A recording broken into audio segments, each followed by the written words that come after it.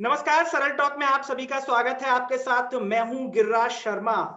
आज हम आपको एक ऐसी शख्सियत से रूबरू करवाने जा रहे हैं जो अपने विद्यार्थी जीवन में जब थे तो तीसरी कक्षा तक सीहोर के पास के गांव में पढ़े। वहां कोई स्कूल नहीं था तो तीसरी कक्षा में पढ़ने के बाद पास ही के एक गांव में 8वीं कक्षा तक पढ़े और उसके बाद सीहोर जिले में 12वीं तक अपनी पढ़ाई की। जहां विद्यार्थी 12वीं की पढ़ाई करता है उसके बाद उसे समझ नहीं आता कि आगे मुझे क्या करना है क्या नहीं करना है। ऐसे दौर में उन्होंने 12वीं के बाद ग्राम पंचायत में सचिव के पद पर काम भी किया।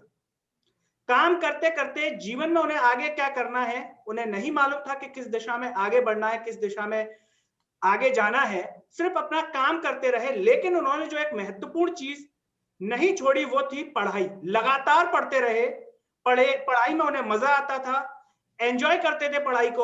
और पढ़ाई करते करते आज उन्होंने एग्जाम गुरुजी नाम की संस्था की जो है स्थापना की। एग्जाम गुरुजी एक ऑनलाइन प्लेटफॉर्म है जिस पर करीब 7.5 लाख विद्यार्थी जुड़े हुए हैं, शिक्षा का लाभ ले रहे हैं और यहां से कई विद्यार्थी आज देश में कई जगह चयनित हो चुके हैं। आखिर इस संस्था की स्थापना हुई कैसे और उनके मन में ये विचार कैसे आया कि मुझे ऑनलाइन पढ़ाई की तरफ जाना चाहिए? उनके विद्यार्थी जीवन में किस तरीके की चुनौतियां रही थी और क्या-क्या परेशानियां आई थी जब वो विद्यार्थी थे, तो वो क्या सोचते थे? और जैसा कि आप सभी जानते हैं आज नव वर्ष 2021 की शुरुआत हो रही है। हर विद्यार्थी संकल्प लेता है कि नई साल में मैं ये करूंगा, वो करूंगा और फिर कुछ दिन बाद उसका संकल्प कमजोर होने लगता है। क्या उनके साथ ऐसा हुआ था? वो भी ऐसा सोचते थे? इन सारे सवालों के जवाब और उनकी कहानी को हम जानेंगे। उस शख्सियत का नाम है भगवत दांगी, जो कि एग्जाम गुरुजी के डायरेक्टर हैं। भगवत जी, आपका बहुत बहुत स्वागत है सरल टॉक में। धन्यवाद गिरिराज जी, आपने मौका दिया मेरी बात यहाँ रखने का, उसके लिए आपका विशेष धन्यवाद। और सरल टॉक के जितने भी दर्शक हैं उन सभी का धन्यवाद, उनको सबको नमस्कार और नव वर्ष की शुभकामनाएं। जी, चर्चा की शुरुआत भगवत दांगी जी के साथ आगे करें उससे पहले सभी से एक ही अपील है, सरल टॉक को सब्सक्राइब कीजिए और सोशल मीडिया के हर प्लेटफॉर्म पर शेयर कीजिए। अब भगवत जी, सबसे पहले हम जानना चाहेंगे आपके बारे में, जैसा कि आप गांव में पढ़े और भी क्या जो है विस्तार से आप जो है दर्शकों को अपने बारे में बताएं। देखिए, मैं अपने गांव के बारे में बताऊं। सीहोर जिले के अंदर, जो कि भोपाल से लगा हुआ है, वहां पर एक छोटा सा गांव है, 400-500 की आबादी वाला एक छोटा सा गांव, जहां पर तीसरी क्लास तक एक शासकीय स्कूल हुआ करता था। वहां पर मेरी शुरुआती पढ़ाई हुई। आंगनबाड़ी जैसी कोई चीज विशेष वहां थी नहीं उस समय। तो जो प्राइमरी स्कूल की जो होती है, जो प्राइमरी स्कूलिंग होती है, या जो स्कूल से पहले नर्सरी, इस टाइप की कोई क्लासेस हमारी नहीं, सीधी हम पहली क्लास में गए। और हमारी माता जी को जो था हमारे पढ़ाने का विशेष शौक था। शौक से मतलब उनको जुनून के हद तक हमें पढ़ाना वो चाहती थी, क्योंकि खुद वो बहुत ज्यादा पढ़ी लिखी नहीं है। हमारे पिताजी किसान परिवार से हम लोग आते हैं, तो जमीन वगैरह थी, तो उसी से था। कोई हमारे परिवार में ऐसा कोई पढ़ाई वाला माहौल शुरू से नहीं रहा है। उसके बाद तीसरी तक स्कूल था, वहां हमारा एडमिशन कराया गया, वहां हम पढ़े। हमारे जो वहाँ के शिक्षक थे काफी अच्छा, उन्होंने हमें पढ़ाया। क्योंकि स्कूल सिर्फ तीसरी तक था और दूसरा स्कूल हमारे गांव से करीब 3-4 किलोमीटर दूर था, वहां जाके हमें पढ़ना होता था। तो हम और गांव के अधिकांश लोग, ये नहीं कहा कि सिर्फ कि हमारी कहानी, हमारे गांव के अधिकांश लोग जिन्हें भी आगे पढ़ाई की है वो इसी प्रकार से पढ़ाई किया।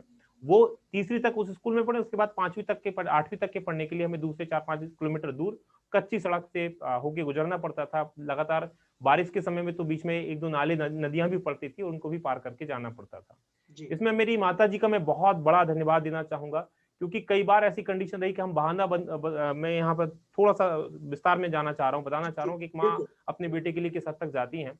हम कई बार बहाना कर देते थे कि दूर है, बारिश का मौसम है, आज जाने का मन नहीं, हमारा पेट दर्द कर रहा है, या कुछ भी बहाना मार देते थे। तो एक मानिए, एक दिन का मुझे बहुत अच्छे से ध्यान है, दोपहर को 1 बजे मुझे मार के घर से पहुंचाया गया था, स्कूल आप जाइए। दोपहर के 1 बजे, जबकि 4 बजे छुट्टी होनी है, और जाना मुझे आधा घंटे करीब पैदल चल के जाना है। तो ये कंडीशन थी। पढ़ाई के प्रति मेरी माताजी का इतना जुनून था, और उसी जुनून ने हमें आगे बढ़ा के रखा। 8वीं तक हमने वहां से किया। उसके बाद जो स्कूल मिला था, किस्मत अच्छी थी, अच्छा स्कूल मिला था। तो मध्य प्रदेश शासन के द्वारा उत्कृष्ट विद्यालय की उस समय योजना बिल्कुल प्रारंभ भी हुई थी। सीहोर में उत्कृष्ट विद्यालय में हमारी 9वीं से लेकर 12वीं तक की पढ़ाई हुई। 9वीं 10वीं वहां पर हमने की। 12वीं एग्रीकल्चर से हमने पढ़ाई की। और जो स्कूल गांव का था, वहीं से फॉर्म डलवा दिया उन्हीं शिक्षक ने हमारा, तो उनका भी विशेष धन्यवाद मैं देना चाहूंगा उसके लिए। और परीक्षा दी, हम पास हो गए। एंट्रेंस एग्जाम होता है एक्चुअल में, जो उत्कृष्ट एक्सीलेंस स्कूल होता है उसके लिए। तो जी उसमें पास होने के बाद 12वीं तक की पढ़ाई हमने वहां पर की। जी एग्रीकल्चर के बाद ज्यादातर स्टूडेंट, जैसा कि पता है आप सभी को, पीएटी की तैयारी करते हैं। हमने भी पीएटी की तैयारी की। पीएटी की तैयारी करते समय ही उसी समय जैसे हम 12वीं पास आउट हुए, 2008 की बात है जब 12वीं पास आउट हुए, उसी समय में हमारी ग्राम पंचायत जो कि 5 गांव की ग्राम पंचायत थी, वहां पर 2008 में वैकेंसी निकली ग्राम पंचायत सचिव के रूप में। हमें पता नहीं हमारे पिताजी कब हमारा फॉर्म फिलअप कर दिए। फॉर्म फिलअप करने के बाद में वहां जो वैकेंसी उस समय जो आयोजित होती थी उसकी कोई परीक्षा उस समय नहीं होती थी, उसमें 10वीं के परसेंटेज बेस पर आपका सिलेक्शन होता था। तो उसी बेस पर हमारा वहां पर सिलेक्शन हो गया। 5 गांव में जितने भी फॉर्म डले थे सबसे अच्छा हमारा प्रतिशत था, तो हमारा सिलेक्शन हो गया, हम बन गए ग्राम पंचायत सचिव। अब यहाँ पर ये आपको रखना चाहिए कि हम लोअर मिडिल क्लास फैमिली से आते थे, जिसमें संभव था उस समय तक हमारे परिवार में 1 या 2 ही ग्रेजुएट रहे होंगे, शासकीय नौकरी में कोई भी नहीं था। तो जो हमारा परिवार था वो जो उसका सम्मोहन सह नहीं पाया कि ये जॉब अभी और इसको पढ़ाया जाना चाहिए, उन्होंने कहा कि पहले ये जॉब ले लो, आपकी पढ़ाई करते रहो। हम भी उस चीज को, हमें लगा कि ठीक है भाई जॉब मिल गई और क्या चाहिए इससे ज्यादा, तो हमने जॉब करते रहे। लेकिन पढ़ने का जो एक हमारा जुनून था वो बिल्कुल भी हमसे छूटा नहीं। उसी समय शासकीय सेवा में रहते हुए मैंने प्राइवेट ग्रेजुएशन किया, बीए से मैंने ग्रेजुएशन किया बरकतुल्लाह यूनिवर्सिटी। वहां से ग्रेजुएशन कैसा होता है आप सभी को पता है, 2-3 दिन पहले पढ़ो, जैसे कि मध्य प्रदेश की शिक्षा की हालत है जिस पर मुझे आज भी रोना आता है। 2-3 दिन पढ़ो, 1 दिन पढ़ो, 2 दिन पढ़ो, आप परीक्षा में पास हो गए, एक बीए नाम की डिग्री हमारे पास में होगी। लेकिन हमारे साथ सबसे अच्छी बात ये थी कि हम लगातार पढ़ते रहे। और इवन मैं पढ़ने के बारे में बताऊं तो कई बार मेरा भाई खुद छोटा वाला, हालांकि वो अब अच्छे पद पर है वो भी, तो वो मेरा मजाक उड़ाता था कि मैं, अगर हम पोहे की जो प्लेट होती थी, तो हमारे शहर वगैरह में छोटी जगह कस्बे जो होते हैं वहां पर कागज में दिया जाता है पोहा, तो वो खाते खाते पोहा पे जो कुछ भी लिखा होता था मैं वो इवन उसे भी पढ़ डालता था। और उसके साथ ही मैं टेक से भी हमेशा से रहा हूं। जब एंड्रॉइड फोन लॉन्च हुए थे उसी समय से मैं अपने एंड्रॉइड फोन चलाना, लैपटॉप, कंप्यूटर, इंटरनेट, इसी के माध्यम से बहुत सारी चीजें सीखना लगातार जारी रखा। तो इस पूरे समय के अंदर मैंने 2 चीजें नहीं छोड़ी, एक पढ़ना और दूसरा सीखना, चाहे मैं शासकीय नौकरी में भले ही था। ये 2 चीजें मेरे साथ रही और इसी के बाद आगे बढ़ी मेरी जिंदगी। जी भगवत जी, जैसा कि अभी आपने चर्चा में बताया कि आपने जो है सरकारी स्कूल से पढ़ाई की, हम आपसे जानना चाहेंगे, और ये इसलिए भी महत्वपूर्ण है कि एक जो समाज में जो एक मानसिकता बनी है शिक्षा को लेकर के, एक कंपटीशन की भावना होती है माता पिताओं में कि हम तो अपने बच्चे को प्राइवेट में ही पढ़ाएंगे। क्या प्राइवेट में पढ़ाना ही, प्राइवेट स्कूल में पढ़ाना जिसमें लाखों रुपए की फीस होती है आज के समय में, हर किसी के लिए संभव नहीं है? आपने सरकारी स्कूल में पढ़ाई की, यहां तक आप पहुंचे, तो इस अनुभव के बारे में जरा आप बताएं, क्योंकि जो भी माता पिता ये कार्यक्रम देख रहे होंगे शायद उनमें से किसी को भी ये बात समझ में आए, क्योंकि एक जो गलत मानसिकता का कहना चाहिए प्रचालन जो चल रहा है समाज के अंदर, वो कंपटीशन है। माता पिताओं में बड़ा कंपटीशन देखने को मिलता है कि मेरा बच्चा इस स्कूल में जा रहा है, मेरा बच्चा इस स्कूल में जा रहा है। तो क्या सरकारी स्कूल में अगर कोई पढ़ता है वो ऊंचाइयों तक नहीं जा सकता, प्राइवेट वाला ही ऊंचाइयों तक जा सकता है? क्या कहेंगे? देखिए, ऐसा बिल्कुल भी नहीं है कि अगर कोई सरकारी स्कूल में पढ़ रहा है तो वो ऊंचाइयों को नहीं जा सकता, किसी मुकाम को हासिल नहीं कर सकता। हमने पहली से तीसरी तक की पढ़ाई और 9वीं से 12वीं तक की पढ़ाई दोनों सरकारी स्कूलों में की। बीच का एक फेज 5वीं से लेकर 4थी से लेकर 8वीं तक का जो फेज रहा है हमारा, वो एक प्राइवेट स्कूल में, गांव का प्राइवेट स्कूल था। तो आजकल के बहुत ज्यादा सुविधाएं वहां भी उपलब्ध नहीं थी, वो जैसे जैसे शहरों के जो प्राइवेट स्कूल होते हैं हाई फाई टाइप के, उस प्रकार के स्कूल्स नहीं थे वो भी। लेकिन ऐसा इसका मतलब ये नहीं कि आप आगे नहीं बढ़ सकते। हमारे जो शिक्षक थे उस समय, जैसे मैं अगर अपनी बात करूं तो बहुत बढ़िया शिक्षक में, चाहे वो सरकारी स्कूल में मुझे मिले हो, चाहे प्राइवेट में मिले हो, चाहे मुझे वो दूसरे शहर में आके सरकारी स्कूल में मिले हो, उन शिक्षकों की बदौलत है कि मैं यहाँ पहुंचा हूं।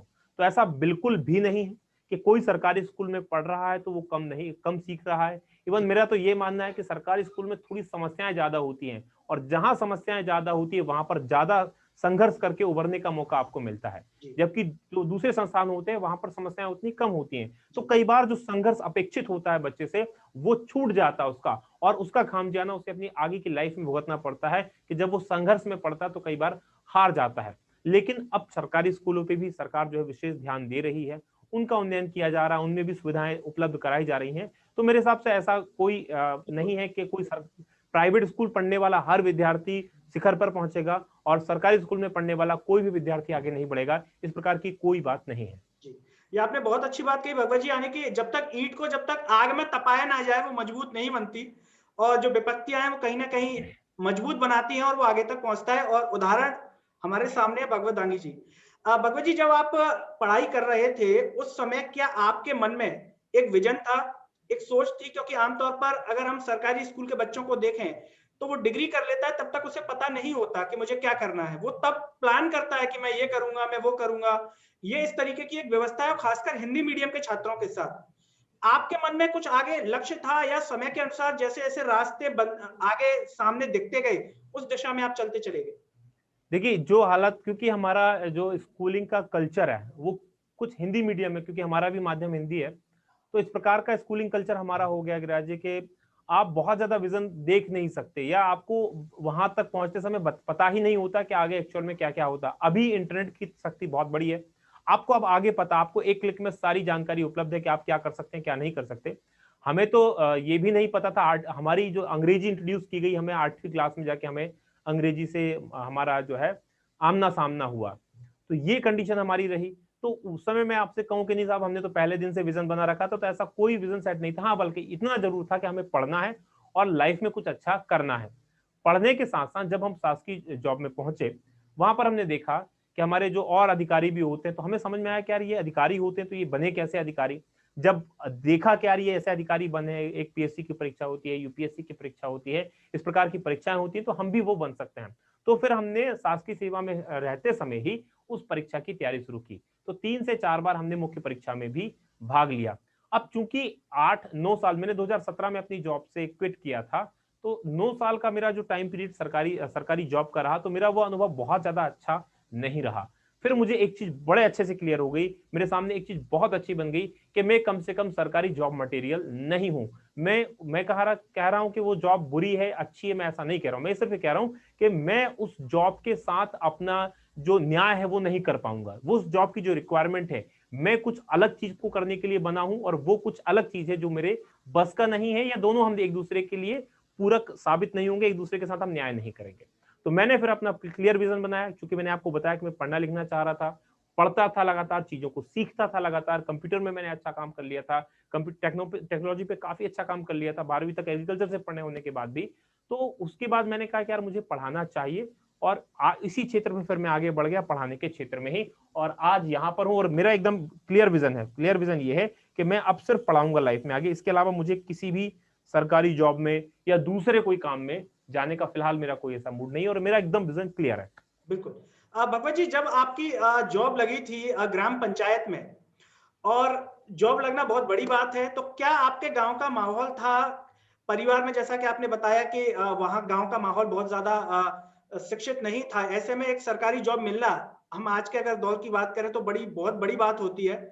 तो क्या गांव में एक होता है कि जब किसी का बच्चा सेलेक्ट हो जाता है, चयनित हो जाता है, तो उसको उदाहरण दिए जाने लगते हैं, तो क्या आपके गांव का वो अनुभव है? नहीं, ऐसा कोई विशेष अनुभव मेरे कानून तक तो नहीं पहुंचा कि कोई उदाहरण दिया गया हो, मेरे कानून तक नहीं पहुंचा। संभवतः दिया गया होगा, संभव है ऐसा दिया गया होगा, लेकिन मेरे कानून तक ऐसा कोई उदाहरण नहीं पहुंचा। हाँ, एक थोड़ा सा ये हो गया था कि ठीक है भाई, अब जॉब लग गई है, एक स्टेबिलिटी आ गई है, तो चीजें अब थोड़ी सी इजी हो जाएंगी आपको चीजें करने के लिए आप। और उसका फायदा, कम उम्र में जॉब लगने का फायदा ये हुआ कि हम थोड़ा सा मेच्योर हो गए, लाइफ में एक मेच्योरिटी आ गई। और मैंने अपने 3 साल कॉलेज में बर्बाद नहीं किए, मैं इसकी बहुत खुशी है मुझे। लाइफ में सबसे ज्यादा खुशी मेरी इसी चीज की है कि मैं ट्रैक पे बना रहा। 12वीं तक मैं पढ़ता था, कॉलेज जाता था, सॉरी स्कूल जाता था, अपने लेक्चर्स अटेंड करता था। जी। अब हो क्या रहा है, उसके बाद की जो 3 साल बर्बाद करने का मैंने शब्द यूज किया, मैं आगे आगे आने वाले समय में उसको अभी थोड़ी देर में एक्सप्लेन करूंगा। अभी समय जी। तो मैं फिलहाल तो मैं ये बताना चाह रहा हूँ, तो वैसा कोई उदाहरण विशेष, क्योंकि मैं बहुत ज्यादा एक्स्ट्रा ऑर्डिनरी टाइप का बंदा नहीं था। जी। क्लास में सबसे पीछे बैठने वालों में से एक मध्यम श्रेणी के छात्र थे, ना बहुत आगे थे ना बहुत पीछे थे, फेल होने वालों में से भी नहीं थे और टॉप करने वालों में से भी नहीं थे, जी। एकदम बीच का, जो आप सामान्य से सामान्य बच्चा स्कूल में देख सकते हैं, जो किसी से दोस्ती नहीं करता, किसी से बोलता नहीं, ढंग से उसे बोलना नहीं आता, स्टेज पे बोलने नहीं आता, उस प्रकार का मैं बच्चा हुआ करता था। जी। तो विशेष कोई उदाहरण वाली बात मेरे सामने तो नहीं आई। जी, भगवत जी, जानना चाहेंगे आपकी जो संस्था है एग्जाम गुरुजी, इसकी शुरुआत कैसे हुई? मन में ये शब्द कैसे आया कि एग्जाम गुरुजी नाम रखना है, क्योंकि नाम बहुत ही प्यारा है, अगर कोई एक बार सुन ले तो याद हो जाए, तो कैसे ये नाम आपके मन में आया? तो चल, पहले तो मैं इस चीज की शुरुआत की बताता हूँ। शुरुआत ऐसे हुई, एक्चुअल में क्या था, मैंने जैसे कि बताया कि मैं पढ़ता था और टेक से भी था, तो उसी समय यूट्यूब धीरे धीरे बढ़ रहा था। ये बात कर रहा हूँ 2014-15 के आसपास की बात मैं कर रहा हूँ। तो धीरे धीरे लोग ऑनलाइन जा रहे थे। हालांकि उस समय नेट रिचार्ज बहुत महंगे हुए करते थे। आपको याद हो, सितंबर का महीना था, सितंबर 2015-16 के आसपास, अगर मैं ढंग से याद कर पा रहा हूँ, जियो आया था उस समय फ्री। मैं उससे 1 से 2 साल पहले की बात कर रहा हूँ। उसी समय मैं चीजों को सीखना शुरू कर दिया था, जहां भी मुझे इंटरनेट की व्यवस्था मिल जाती थी मैं वहां उसको चीजों को सीख रहा था। सीखते सीखते ही मैंने ये देखा कि यूट्यूब पे आकर लोग पढ़ाते भी हैं यार, क्योंकि मैं कुछ सीख रहा तो सीखूंगा कहाँ से, मेरे पास इंटरनेट की थोड़ी सी फैसिलिटी आ गई थी, जी। तो मैं इंटरनेट पे सीख रहा था। मैंने कहा लोग पढ़ाते हैं, अब समझ में आया पढ़ाते कैसे। उस समय मैं 2014 का मुख्य परीक्षा दे चुका था एमपीपीएससी की, तो क्यों ना अपना नॉलेज जो है वो भी अपने को शेयर करना चाहिए। अब पहली मेरे सामने ये आई कि आखिर स्क्रीन पर लिखते कैसे, क्योंकि कैमरा तो अपने पास है नहीं इतना महंगा, 40-50 हजार का कैमरा कहां से लेके आएंगे, बिल्कुल। पैसा इतना है नहीं कि अपन 40-50 हजार का कैमरा लेके आके पढ़ा सकें। जी। तो कंप्यूटर मेरे पास हुआ करता था, क्या ये लोग लिखते हैं पढ़ाते समय, ये लिखते कैसे होंगे। उसी खोज में, क्योंकि जो आज आज तो मुझे पता है कि उसको पेन टैबलेट कहते हैं, आज हमारे पास ऑफिस में 10-12 हैं, लेकिन उस समय पता भी नहीं था कि इसका नाम क्या है इस चीज का। जी। तो धीरे धीरे इंटरनेट पे जब सर्च किया तो पता चला इस प्रकार की कोई चीज होती है। एक बार संयोग से भोपाल जाना हुआ, वहां से वो चीज खरीद लाया। खरीदने के बाद में मैंने ऐसे ही एमपीपीएससी में 2014 में नया सिलेबस इंट्रोड्यूस हुआ था, और जी। नए सिलेबस में 3 अधिनियम उस समय इंट्रोड्यूस हुए थे, और वो अधिनियम की भाषा थोड़ी क्लिष्ट थी, कई बार समझ में नहीं आती थी छात्रों को। तो पहले 3 वीडियो मैंने 2014 के 2015 में मैंने डाले थे, नवंबर में 2015 में मैंने 3 वीडियो डाल दिए। वो लगभग उसी समय वैकेंसी आने वाली थी, तो 1 महीने के बाद लगभग वैकेंसी आ गई, और वो 3 वीडियो डालने के बाद मैं भूल गया कि क्या हो रहा है। लगभग 1 साल लगभग वो वीडियो पड़े रहे। उस समय यूट्यूब पे थोड़ा इजी था आपको चैनल वगैरह बनाना, पहले दिन ही मोनेटाइज आपका चैनल हो जाता था, और व्यूज लगभग 35-40 हजार व्यूज आ गए थे। और जब 1 साल बाद मैंने देखा 2000 करीब सब्सक्राइबर थे। जी। तो मुझे बहुत अच्छे से ध्यान है, 2 अक्टूबर 2016 की तारीख थी, मैं अपने घर पे था, मैंने देखा उन सब चीजों को, तो मुझे समझ में आया कि यार अब इस फील्ड में मुझे आगे काम करना चाहिए, यहाँ से कुछ अच्छा रिस्पॉन्स हमें मिल रहा है। और जी। उसी के बाद से फिर मैंने 2016, क्योंकि वो दौर जियो का था, वो दौर पीएससी भी उसी समय जनवरी फरवरी के महीने में पीएससी की परीक्षा आने वाली थी 2017 की, तो फिर मैंने फाइनली कहा कि अब मुझे इसी में आगे बढ़ना है, इसी के साथ। तो मैं सरकारी जॉब करता रहा, पढ़ता रहा, और ऑनलाइन पढ़ाता रहा, वीडियोस रिकॉर्ड करता रहा। जी। करते करते करते करते एक फिर बाद में मेरा एक पार्टनर जुड़ा, हंसराज कंडारे नाम था उसका। हम दोनों ने मिलकर तय किया कि आगे हमें मिलकर काम करना चाहिए। तो स्टार्टिंग में मैंने अपने चैनल का नाम रखा था डी फॉर दांगी, के फॉर कंडारे। कई बार बच्चे पूछते हैं कि डी एंड के एकेडमी करके हमारी चैनल का नाम था। जी। कुछ चीजें रही हम लोगों के बीच में, ठीक से चीजें नहीं, सामंजस्य नहीं बैठ पाया। हालांकि वो मेरा उतना ही अच्छा दोस्त आज भी है जितना उस दिन से पहले था। इस प्रकार का कोई लड़ाई वड़ाई टाइप का कुछ नहीं हुआ, सिंपल सा ये रहा कि काम में सामंजस्य दोनों का नहीं बैठ पाया। तो बहुत प्यार से, बहुत खुशी से एक दूसरे से हमने रास्ते अलग कर लिए, और उतने ही प्यारे दोस्त आज भी हम हैं। और संभवतः वो भी हमारे चैनल पे सेवाएं जब हमें आवश्यकता होती है उनको याद करते हैं, सेवाएं देते रहते हैं। तो उसके बाद फिर जब देखा कि अब डीएन के एकेडमी हुआ, काफी समय तक उसी से चलाया। फिर मुझे किया कि कुछ नाम खोजा जाए, तो मैं बीच के समय में ही आध्यात्म की तरफ मेरा रुझान शुरू से रहे, अभी भी है। मैं गायत्री परिवार से जुड़ा हुआ हूँ 2010 से ही। तो आध्यात्म की तरफ से तो मुझे कुछ ऐसा नाम चाहिए था जहां मैं आज के समय को प्रेजेंट कर सकूं, साथ में मेरी आध्यात्मिकता, मेरा जो पिछला जो हमारा कल्चर है, जो हमारी संस्कृति है, वो उसके साथ जुड़ी रहे। तो इन्हीं सब के बीच में एग्जाम गुरुजी करके मुझे एक नाम सूझा, एग्जाम गुरुजी हमने नाम चैनल का रखा। और उसके बाद मई 2017 में फाइनली मैंने तय कर लिया कि मुझे इसी में आगे बढ़ना है। तो मई का महीना था, 3 मई को मैंने अपनी जॉब से रिजाइन किया। मेरे अधिकारियों ने समझाने की कोशिश की कि तुम किसी भावावेश में आके या किसी दबाव में आके, किसी प्रेशर में आके तो ये फैसला नहीं ले रहे हो। मैंने उन्हें समझाया कि नहीं साहब, मैं किसी दबाव में नहीं हूँ, किसी प्रेशर में नहीं हूँ, कोई भावावेश मेरे ऊपर नहीं है। मैं बहुत सोच समझ के ये निर्णय लिया है। मैंने अपनी जॉब छोड़ी, और उस दिन से आज के दिन तक लगातार मैं इस चैनल पर आप लोगों के लिए काम कर रहा हूँ, और संभवतः आगे भी यही आपका काम करता रहूंगा। इसके अलावा मेरा कोई दूसरा ठिकाना संभवतः नहीं होगा। हाँ, आध्यात्म की तरफ कुछ चीजें रुचि है, पढ़ने में अभी भी लगातार मैं पढ़ता रहता हूँ, किताबें मेरे पास अच्छी अपनी लाइब्रेरी है, मैं लगातार पढ़ता हूँ, लगातार कोशिश करता हूँ कि ज्यादा से ज्यादा नॉलेज एक्वायर करूँ। तो ये नाम की कहानी है, और इस प्रकार से एग्जाम गुरुजी की शुरुआत हुई थी, जो धीरे धीरे उन्होंने कहा अकेले चले थे, कारवा बनता चला गया, अच्छे लोग मिलते चले गए। मेरी किस्मत अच्छी रही हमेशा से कि मुझे हमेशा हमेशा अच्छे लोगों का साथ मिला। आज भी जो मेरी टीम है, पूरी डेडिकेटेड टीम है, जो कोई भी हमारे यहाँ छोटे से लेकर हर जो बड़े से बड़े पद पर हैं, वो सब के सब ये मान के चलते हैं एग्जाम गुरुजी हमारा है। कोई नहीं मानता कि एग्जाम गुरुजी ये सर का है, हम इनके यहाँ काम कर रहे हैं। वो मानते कि ये सब हमारा है। कई बार वो मुझे दिखा देते यार सर आपका काम अच्छा नहीं है, आप ये काम सुधारो, कई बार मुझसे बोल देते हैं। बिल्कुल। जी भगवत जी, जब आप तैयारी कर रहे थे, जैसा कि आपने पीएससी जो है 3 बार मेंस दिया, जी आमतौर पर होता है कि जब नया वर्ष आता है और पिछले वर्ष जो विद्यार्थी नहीं पढ़ पाते हैं, तो एक आमतौर पर चीज देखने को मिलती है कि वो 1 तारीख को जो है टाइम टेबल बनाते हैं कि अब मुझे बिल्कुल अच्छे से ये करना है। लेकिन देखने में आता है आमतौर पर ज्यादातर विद्यार्थियों के साथ कि वो टाइम टेबल पूरा नहीं हो पाता। जी। तो क्या आपके साथ ऐसा कभी हुआ? और इस प्रकार की जो चीजें होती हैं, तो उन विद्यार्थियों को आप क्या सजेस्ट करेंगे? नो डाउट हम भी इसी धरती के प्राणी हैं और भारत में ही रहते हैं, तो हमसे हमारे साथ भी यही चीजें हमेशा से होती आई हैं।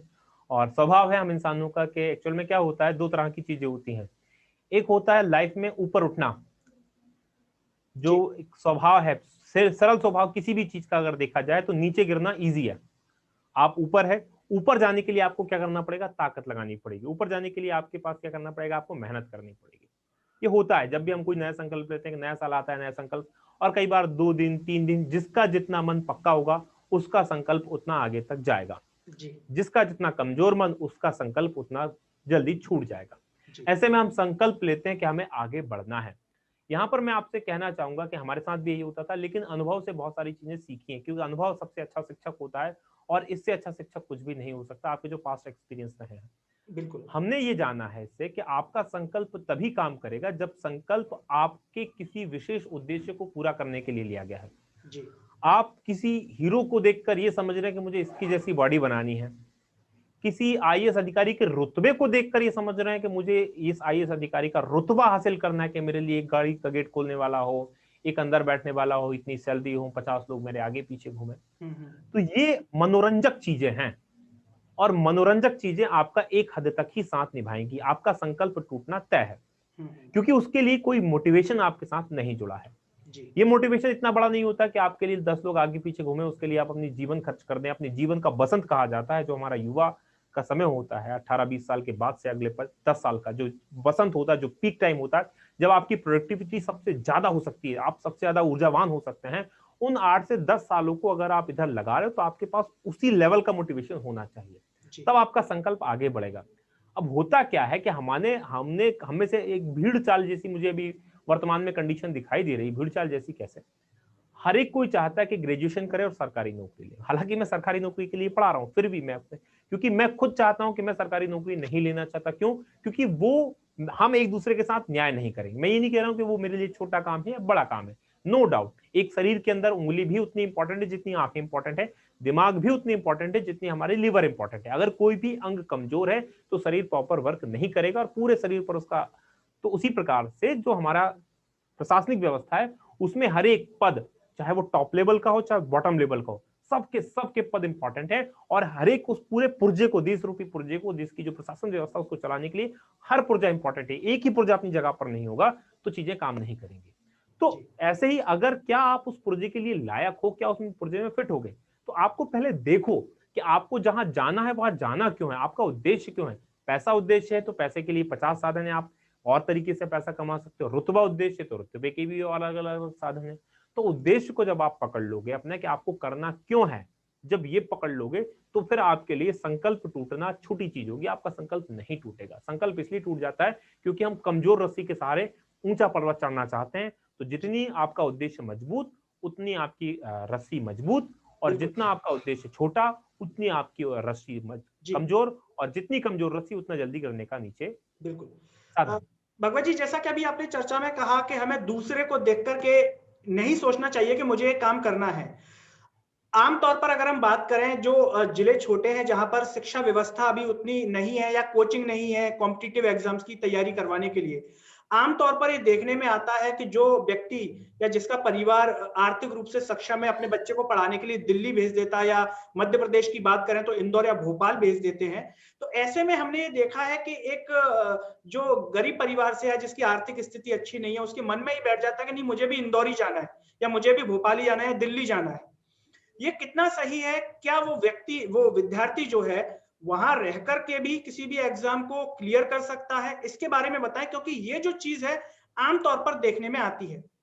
बिल्कुल सही, बहुत वाजिब प्रश्न है ये आपका, और बहुत बहुत जरूरी प्रश्न है ये आपका। देखिए मैं क्या कहना चाह रहा हूँ, ये चीजें नो डाउट, अगर आप किसी गांव में बैठे हो, किसी छोटी जगह पर बैठे हो, तो आपको कई बार ये फील होता है कि मैं किसी बड़ी कोचिंग संस्थान में चला जाता या बड़ी जगह पे चला जाता तो संभवतः मैं ये कॉम्पिटिटिव एग्जाम जैसे कि होते हैं आईआईटी वगैरह के लिए भी होते हैं, मेडिकल के लिए भी होते हैं, जी। प्रशासनिक सेवाओं में जाने के लिए होते हैं, तो हम इनको आसानी से क्लियर कर पाते। मेरा यहाँ पर आपसे ये कहना है, एक्चुअल में अगर देखा जाए, आप कुछ मत करो, जितने लोगों ने आईआईटी, जेई, एमबीबीएस के जो एग्जाम्स होते हैं, जो हमारे मेडिकल के लिए एग्जाम्स होते हैं, कॉम्पिटिटिव एग्जाम्स होते हैं, यूपीएससी, पीएससी, व्यापम वगैरह के जो एग्जाम्स हैं, उनके लिए तैयारी करने वाले बाहर गए, आपके गांव, आपके आसपास से भी 50 लोग गए होंगे, उनसे जाके मिलो। वो जाने के बाद अगले अगले जो 3-4 साल उन्होंने वहां बिताए हैं, उसका अनुभव आपको बताएंगे, और अनुभव का निचोड़ आपको ये मिलेगा कि भैया कहीं भी चले जाओ, पढ़ना आपको पड़ेगा, कहीं भी चले जाओ तपना आपको पड़ेगा, कहीं भी चले जाओ जलना आपको पड़ेगा। आपकी राह को जैसे हमारे राह में 100 कांटे हैं, तो ये बड़े शहर, बड़ी कोचिंग और ये बड़ी माहौल आपके 10-5 कांटे अलग कर सकता है। 80-85 कांटे आपको खुद को चुनना है और खुद को ही हटा देना है। आज का समय बहुत शानदार है, क्यों है? क्योंकि इंटरनेट का जमाना है। अब आप घर बैठे अमेरिका की किसी भी यूनिवर्सिटी, बड़ी से बड़ी यूनिवर्सिटी से डिप्लोमा कर सकते हैं, पढ़ाई कर सकते हैं।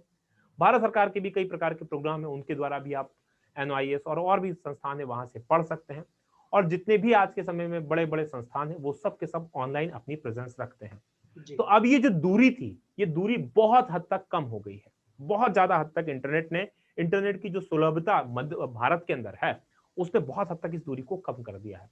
यकीन मानो, अब बहुत ज्यादा अंतर नहीं रहा। अब जो पहले 10 कांटे हटाने की बात थी, अब वो 3-4 कांटे, अगर आप सीहोर या किसी छोटे शहर से इंदौर, भोपाल, दिल्ली जैसे बड़े शहरों में जाते हैं, तो विशेष कोई बहुत बड़ा चेंज नहीं आ जाएगा।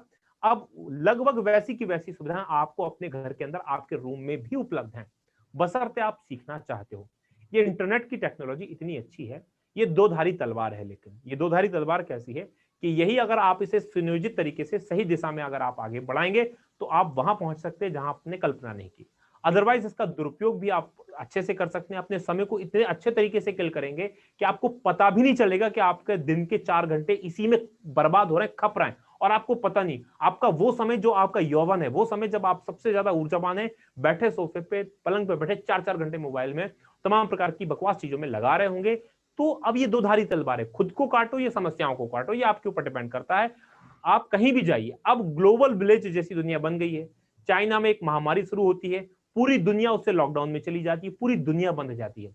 तो अब एक जगह का प्रभाव हर जगह पड़ना स्टार्ट हो गया है। तो अब बहुत बड़ा जो अंतर था पहले, आज से 5 साल पहले ये अंतर बड़ा था, अब उतना बड़ा अंतर ये नहीं रह गया है कि आप बड़े शहर में जाओगे तभी आप एग्जाम, हाँ वहां थोड़ा सा माहौल का मैं मान सकता हूँ, लेकिन कोई अगर खुद से स्व, जिसे मैं कहा जाए कि खुद को उसने अच्छे से नहीं डाला, खुद को उसने पढ़ना नहीं सीखा, खुद को उसने मेहनत करना नहीं सीखा, जी। तो वो वहां चला जाए या यहाँ रह जाए, उसके लिए एक ही बात है। जो खुद से खुद को स्वनियोजित कर सकता है, वो यहाँ रहे या वहां रहे, उसके लिए भी बात एक ही है। बिल्कुल। अब भगवत जी, आमतौर पर हमने देखा है कि जो लोग यूपीपीएससी, एमपीपीएससी की तैयारी करते हैं, और तैयारी कठिन भी होती है, समय लग जाता है, कई विद्यार्थियों को 2 साल 3 साल तैयारी करते हैं, 4 ड्रॉप ले लिए। ऐसे में एक चीज सामने आती है सामाजिक तौर पर कि व्यक्ति जो है उसकी शादी होनी है, और आमतौर पर हम देखते हैं कि वो संकल्प ले लेते हैं कि मैं शादी नहीं करूंगा। अब इसके कई साइड इफेक्ट ये आते हैं कि माता पिता की चिंता होती है, वो खर्चा भी कर रहे हैं, बच्चों को बाहर पढ़ने भेजा, ओवर एज हो जाएगा। ये हम इसलिए कर रहे हैं क्योंकि आप कई ऐसे विद्यार्थियों को जानते होंगे, वो कहते हैं नहीं मैं जो है शादी नहीं करूंगा, मैं पहले सेलेक्ट हो जाऊं। क्या ये सही है? क्या ऐसा होता है कि भाई शादी नहीं करोगे तो आप सेलेक्ट हो ही जाओगे? ऐसा भी नहीं है। और कई उदाहरण हमारे सामने ऐसे भी है कि व्यक्ति शादी कर ले या समस्त समस्याएं भी रहे तो भी चयनित हो जाता है। ये सवाल हमने इसलिए किया क्योंकि मध्य प्रदेश में हम रहते हैं, और मैं भी मध्य प्रदेश से हूं, तो मैंने ये चीज देखी है। मेरे मन में सवाल आया, और जो भी विद्यार्थी इसे देख रहे होंगे कार्यक्रम को, तो उनके जो सवाल है उसको जवाब मिल जाएगा, उनके माता पिता को देखिए, भी जवाब मिल जाएगा। हाँ, मेरे आसपास भी ऐसे लोग हैं। मैं अपनी टीम में से कुछ लोगों को मैं जानता हूं, मेरे टीम से जुड़े हुए लोग हैं, मेरे मित्र गण भी कुछ ऐसे हैं जो लगातार यही संकल्प लेके बैठे हैं कि हमें एक पर्टिकुलर जॉब मिल जाए, या हम कहीं किसी क्षेत्र विशेष में आगे बढ़ जाएं, उस एक मुकाम को हासिल कर लें, उसके बाद हम शादी करेंगे। तो जैसा कि बताया आपने, साइड इफेक्ट होते हैं।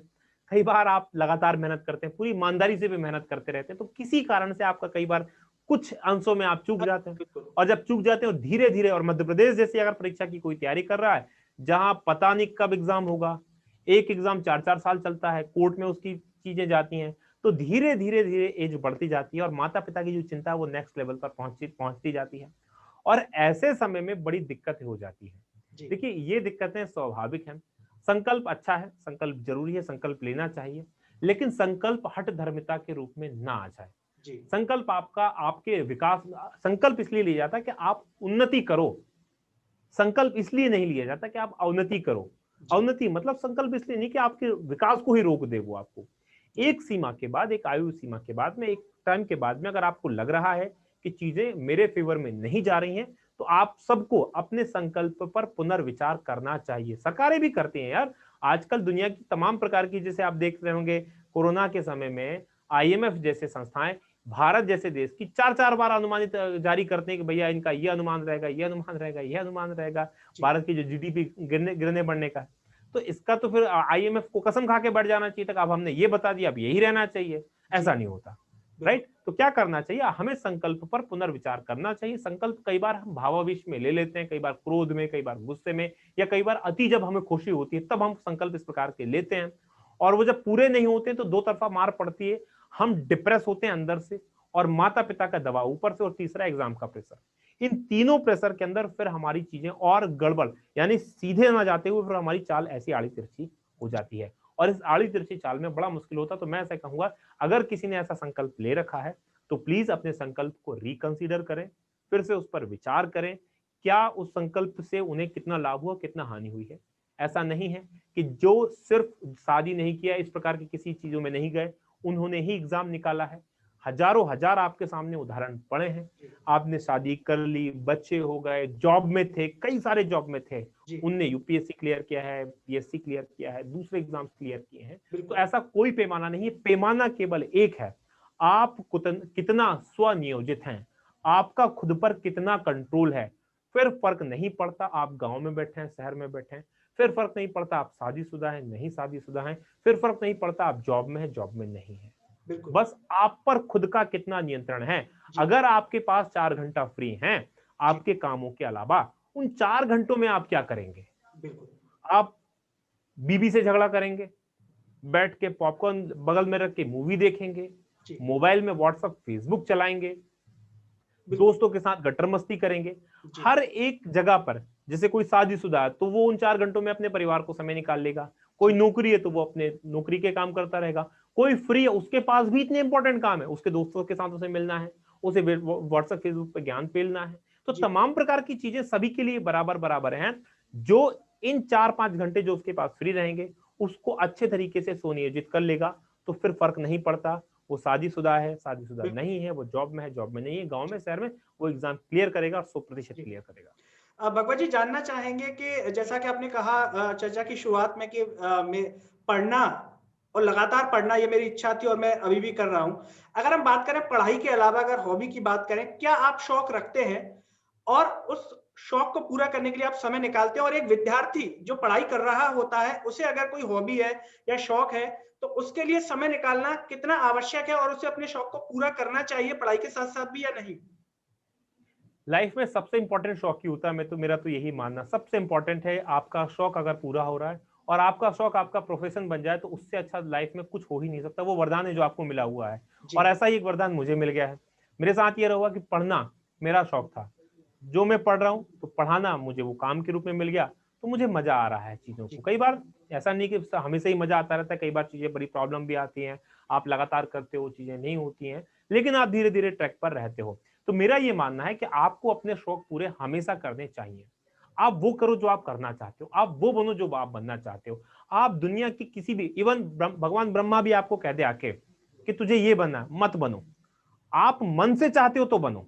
जी, आप माता पिता के दबाव में, कई बार मैंने देखा है, माता पिता के दबाव में, समाज के दबाव में ऐसे काम आप करते हैं जो आपकी अंदर से इच्छा नहीं होती कि आप वो काम करें, बिल्कुल। और ऐसे में आप अंदर से कुछ और चाहते हैं या अंदर से किसी और चीज के लिए बने हुए होते हैं।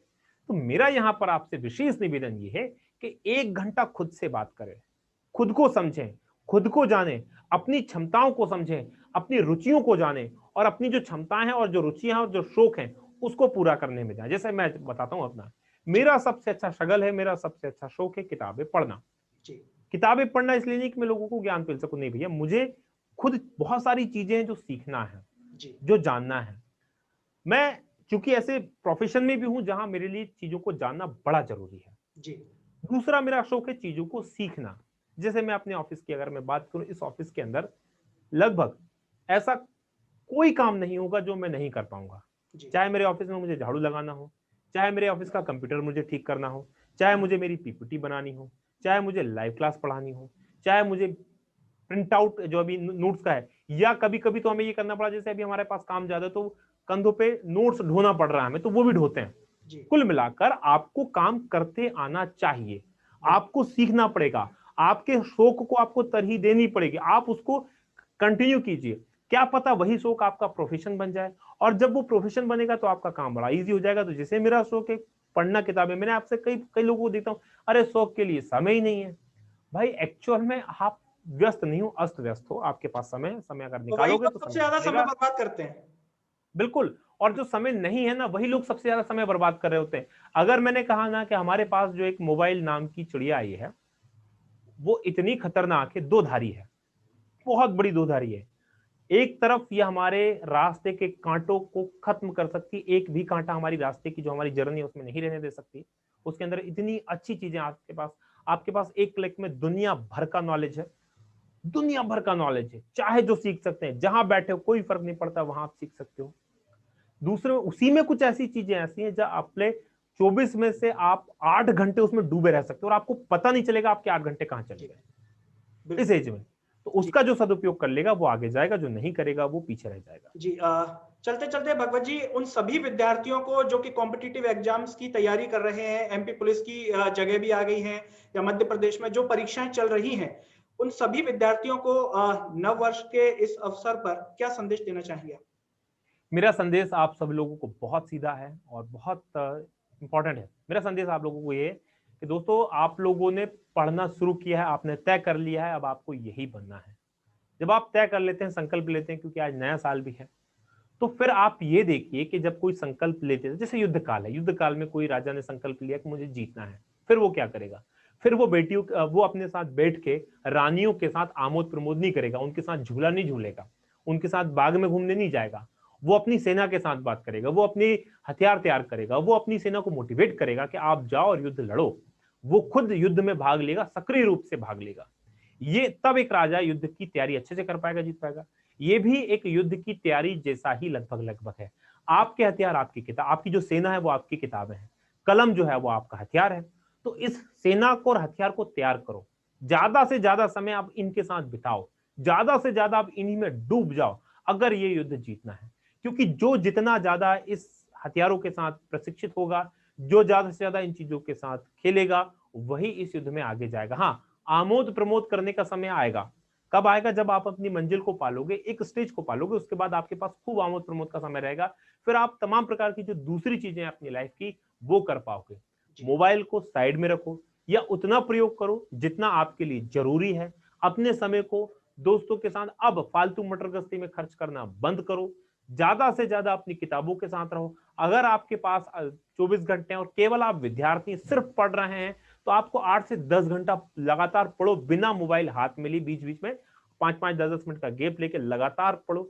एक ये काम करो। अगर आप प्रोफेशनल हैं तो 8-10 घंटे की जो आपकी जॉब है, उसके बाद 4-5 घंटा जो आप निकाल सकते हो जगह जगह से, ऑफिस की तमाम गॉसिप से हटकर, तमाम चीजों से, दुनिया के और जो दोस्त लोग मिल गए उनके साथ हटकर, 4-5 घंटे जितना आपके पास मिल रहा उस घंटे को अपने नियोजित करो और परीक्षा की तैयारी करो। यही मेरा आपका संदेश है। जितना आप अपनी किताबों से दोस्ती करोगे, जितना आप अपने स्टडी मटेरियल से दोस्ती करोगे, उतना ज्यादा ही आपको ये फायदा देगा। बिल्कुल जी। तो दोस्तों, ये थे हमारे साथ एग्जाम गुरुजी के डायरेक्टर भगवत दांगी जी। आपने पूरी चर्चा, पूरी वीडियो को देखा, उससे समझा होगा उनके जीवन से कि उन्हें जो शौक था उन्होंने वही काम किया। सरकारी नौकरी छोड़ दी। उन्होंने कहा कि मैं भले खुद सरकारी नौकरी की तैयारी करवा रहा हूं, लेकिन मेरा साफ संदेश है कि आपको जिस चीज में मजा आता है आप उस काम को करें। उन्हें पढ़ाने में मजा आता था, उन्होंने एग्जाम गुरुजी की स्थापना कर दी। उदाहरण आपके सामने और साफ तौर पर कहा कि किसी को दूसरे को देख करके आप वो काम ना करें कि मेरा पड़ोसी अगर आईएएस बन गया तो मुझे भी बनना है। आपको उस चीज में मजा आता है या नहीं आता है, आप उस चीज को चुने। और साथ ही साथ भगवत दानी जी, हम आपका भी हृदय से धन्यवाद करना चाहेंगे जो आपने अपना कीमती समय सरल टॉक के कार्यक्रम के लिए निकाला। दोस्तों, मेरे साथ फिलहाल इतना ही, और चलते चलते सभी से एक ही अपील है कि सरल टॉक की आवाज को सब्सक्राइब कीजिए और सोशल मीडिया के हर प्लेटफॉर्म पर शेयर कीजिए। अगले वीडियो में हम कोशिश करेंगे और आपको रूबरू करवाएंगे एक ऐसी ही शख्सियत से जिससे आपको कुछ ना कुछ सीखने को मिले और आपके जीवन में बदलाव आए। मुझे दीजिए इजाजत। नमस्कार।